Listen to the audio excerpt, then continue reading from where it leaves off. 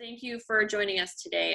Just in talking about the potential effects of long-term treatments and COVID-19, do we know if taking long-term treatments like Rituxan or mycophenolate mofetil or azathioprine or any of the new medications or repeated IV, IG infusions increase the chance of infection with COVID-19, or does it increase the risk of a severe case? Yeah. I think those are, there are actually three questions in there, and I'll break them down. One is, do immune suppressive medications make it more likely that one will contract the infection? The second is, does it prolong the illness? And then the third is, does it make the illness more severe? And they're each separated, they're each separate issues. So for the first one, does it make it more likely that you'll be infected? The answer is, we think yes. We think so because if you compromise the immune system, we think that that should make it more likely that an infection could take hold. Now, rituximab does not suppress the entire immune system. It just removes B cells from the blood. But the patients who use rituximab, they still have B cells in their mucosa and their sinuses and their lungs, and the B cells are doing their job there. So it's not clear if rituximab predisposes to infections as maybe other medications do. Imuran, which is azathioprine, Cellcept, which is mycophenolate, and methotrexate, they all impair the metabolic function of white blood cells. And that occurs systemically. And so it's certainly possible that there's some medications that can predispose to infections and some that maybe don't. We don't have data yet coming out of China or Italy or Spain or any other hotspots that suggests that this is the case. But I would caution you that a lot of these hotspots are basically like war zones where they're not collecting all of the data. So maybe some of those patients who are dying in the street in Spain, maybe some of them are on immune suppression. We just don't have that data yet. And then the second question is, does immune suppressive medication prolong the illness? Possibly, again, yes. We've seen that with mycophenolate and the standard flu. Instead of a 2-week infection and staying at home for 2 weeks, a lot of my patients say they stay home for 3 weeks when they get the flu. That's entirely observational. There's been no blinded studies to prove that. But it's certainly, again, those two things make sense, and that's how we've been warning our patients, but we have not seen data to support either one of those yet. So we're not too worried about it right now. And then the third question is, does it make the outcome more severe if you're on immune suppressive medication?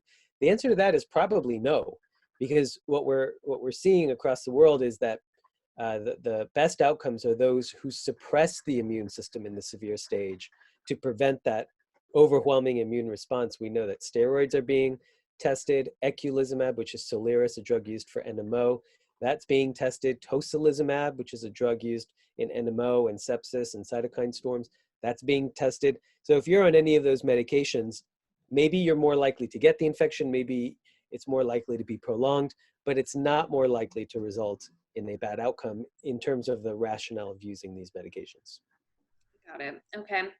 And then if someone's on Rituxan or rituximab, how often, with all of this happening, should they have their, CBC liver tests, other things tested during this outbreak?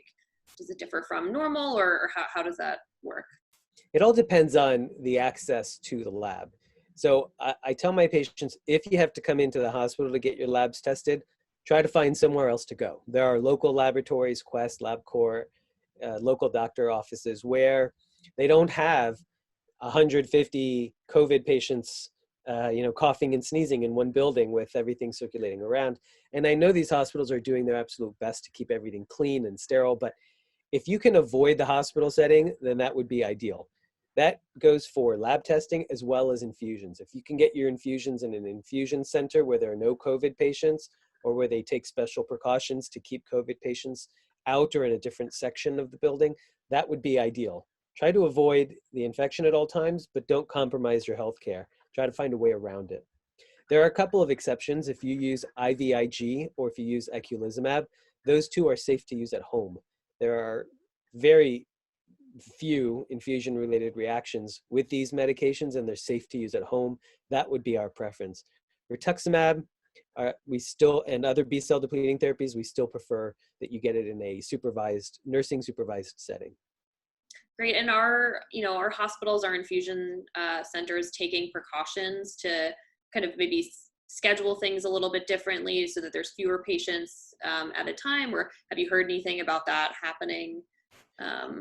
Yeah, I've heard of some really clever ways of infusion centers doing this. I don't know that they all do it, but one of the ways is you call the infusion center when you arrive so that you stay in your car until they're ready for you. That avoids the waiting room. Because waiting rooms, if you have to sit next to people or sit in the seat where they sat and touch the armrest, you want to try to avoid touching anything in an infusion center as much as possible, unless you're sitting in your chair that has just been cleaned. So other precautions include using a mask. I think at first people frowned upon that as not being effective. The idea is now slowly gaining some steam that if anything, it might help prevent the spread of illness. If you're infected and you don't know it, then we think masks for our patients are good, gloves if you have them. And the most important thing, and I have a very hard time with this, is avoiding touching your face. Because remember, whatever you touch in that infusion center that's dirty, touches your hands, you still have an opportunity to wash it off. If you can do that before touching your face, you're very likely to avoid the bug. If you touch your face, scratch your nose, rub your eye, do something like that, it's likely that's the most likely transmission mechanism for the virus. And then what if someone uses a mobility device like a wheelchair, walker, or something in terms of going to this setting, just the same thing, just to kind of disinfect or sanitize that upon getting back home? As much as possible, and you can't wash your hands enough. And if you're going to be using wheelchair, then perhaps your gloves are a good idea. Get your gloves dirty instead of your hands. When you get home, take off your gloves, wash them, and then you can keep your hands clean. Okay. And then, so it seems like people should be continuing their infusions. If someone's physician wants to extend the time longer than scheduled, is this something that they should do, or should these infusions kind of happen on their regular schedule? We are not recommending any changes to treatment. So imagine if you put yourself at risk for a relapse and you end up having to go to a hospital where there are 150 COVID patients all coughing and sneezing in your building. And then you're there paralyzed or blind from a relapse, plus breathing in all of that, the virus. You don't want that to happen. You have to take care of yourself first. So we are not recommending any changes to your treatment course. If you're using an oral medicine, try to call a pharmacy, get an extra 30-day supply in case your state shuts down. I don't think they're shutting pharmacies down anywhere, but if you're having a hard time getting out and getting to your pharmacy, that might be something you can do. Infusion schedules, if you can get them at home, that would be ideal. Rituximab, B-cell therapies, you have to go to an infusion center, but try to go to one that's off-site. If you have to end up in the hospital, then take maximum precautions. There's one exception to this general rule that I've made for rituximab, and that is that if you're on a schedule where you're getting 2 infusions 2 weeks apart, and you get that every 6 months, then for this round, you can suffice with a single infusion, skip the second one or cancel it altogether. You'll get adequate B-cell depletion. It may not last as long, and so you'll need to start checking your B-cell counts at month 5 and 6 to make sure that they're still depleted, or you can go ahead and just schedule your next pair of infusions at month 5 or 6 to make sure that you remain B-cell depleted. The point of getting that second infusion is to provide some durability to that B-cell depletion that could last 8 or 9 months instead of 5 or 6. Got it. That makes sense. And then if someone is either newly diagnosed, right, with a new attack of, and they are, have a diagnosis and have a relapse, are they considered to be at risk if they get any of these acute treatments like steroids, IVIG, or Plex or plasma exchange? And if so, how long does this last, or do we not think that has an effect on COVID-19? If you end up in the hospital and you require acute treatment, that will certainly suppress your immune system. And it does put you at risk for infections acquired in the hospital. We want to try to avoid that as much as possible. So if you end up with a relapse, you have to go get treated. There's no way around that. And in the hospital, I'm sure they'll take every precaution necessary. They'll gown up. The nurses will avoid going from room to room with the same gown, and they'll do everything they can to avoid transmitting the virus around. But yes, when you get high dose steroids, you're suppressing your immune system, making you more vulnerable to the virus, and we want to try to avoid that as much as possible. A plasma exchange probably suppresses it as well, but maybe not to the same degree. And IVIG, it may actually boost your immune response, not specifically to the coronavirus, because the general population has never been exposed to the coronavirus. We don't, as a population, we don't make antibodies to coronavirus. They won't be there to help you.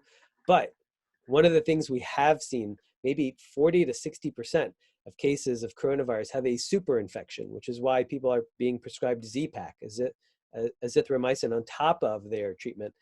And that is because there's a bacterial super infection that can complicate things. And so we want to try to avoid that as much as possible as well. And IVIG may help that.